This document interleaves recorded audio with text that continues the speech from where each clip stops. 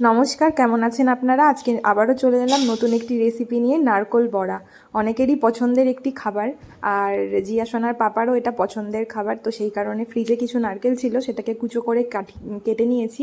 আর একটু ডাল ভেজানো ছিল, সেটাকে ভালো করে মিক্সিতে পেস্ট করে নিয়েছি।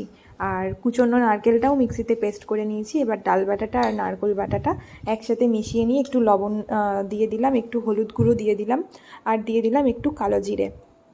দেন ওটাকে একটু ভালো করে মিক্সড করে নিয়ে বড়া বানানোর জন্য রেডি।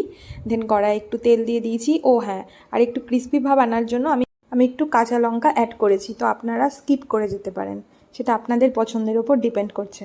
আর এই যে দেখুন, বড়াগুলো আমি একটু একটু করে তেলে দিয়ে দেবো। আর স্মেলটা এত সুন্দর, যারা এটা পছন্দ করেন খেতে, তাদের স্মেল নিলেই মনটা আর কি ভরে যাবে। তো যাই হোক, আজকের রেসিপিটা কেমন লাগলো অবশ্যই জানাবেন। আর যতটা দরকার প্রয়োজন হয়েছে আমি ততটা ভেজে নিয়েছি, বাকি একটু ছিল, ওটা ফ্রিজে স্টোর করে রেখেছি। ভিডিওটা ভালো লাগলে অবশ্যই লাইক কমেন্ট শেয়ার করে দেবেন, পাশে থাকবেন, ভালোবাসা দিবেন। থ্যাংক ইউ সবাইকে।